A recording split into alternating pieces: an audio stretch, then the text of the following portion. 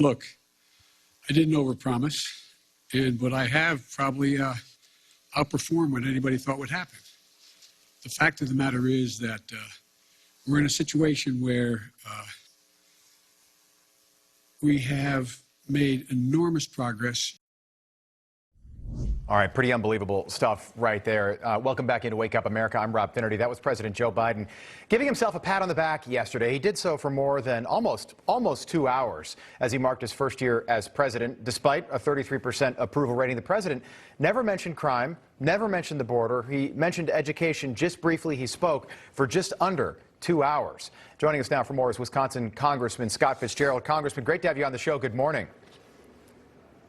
Good morning. Good to be with you again. Yeah, it's great to have you back on, Congressman. I just wanted to get your initial reactions to what we saw play out yesterday afternoon. The president clearly trying to put a positive spin on what's been a really rough first year for the Biden-Harris administration. What'd you make of it?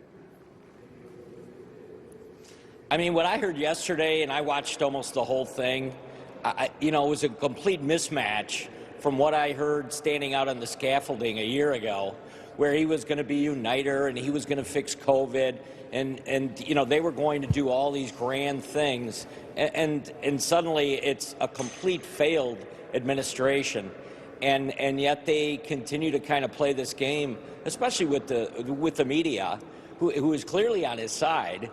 That don't worry, we're going to get to that. We're going to fix the border. We're going to do all this stuff, and it's just not going to happen. It's not going to happen. Yeah, it was bizarre. He came out, he made about a 10-minute speech, and then just kind of rambled on. It was not a traditional press conference, but then again, nothing about this president has been traditional. Right after the president's speech, the White House had to issue a clarification about what the president had to say about the situation developing now between Russia and Ukraine. Take a listen to what the president said, then I'll read you the White House clarification. David, I'm not so sure he is certain what he's going to do. My guess is he will move in. He has to do something. And by the way, I've indicated to him the two things he said to me that he wants guarantees on. One is Ukraine will never be part of NATO. And two, that NATO there will not be strategic weapons stationed in Ukraine. Well, we can work out something on the second piece, pretending what he does along the Russian line as well.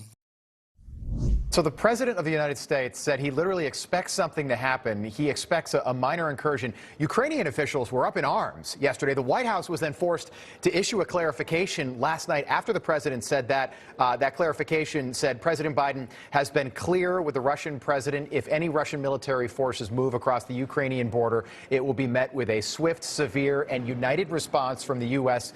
and our allies.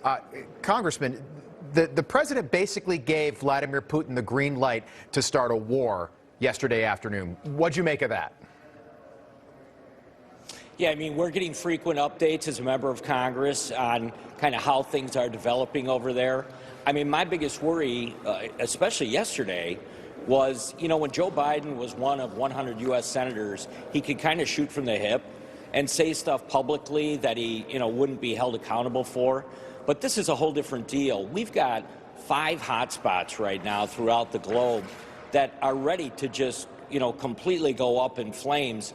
And guess what? Ukraine and what they're doing right now is going to send a message to the rest of the world that the U.S. is going to kind of stand by and watch things develop. So I thought that was probably the most disturbing part of the entire press conference yesterday. Interesting to hear you say that. Just about 15 seconds left, but we've got 10 months until the midterm elections. 1 in 5 independents support Joe Biden right now. Over 60% supported him 1 year ago today. What's the GOP game plan over the next 10 months?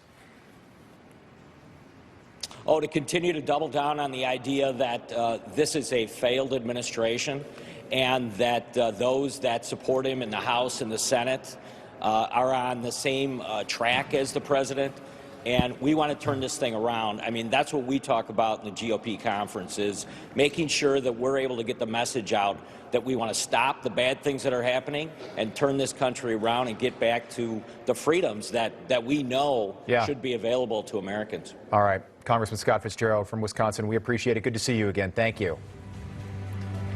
Thanks, all right, we got a lot more.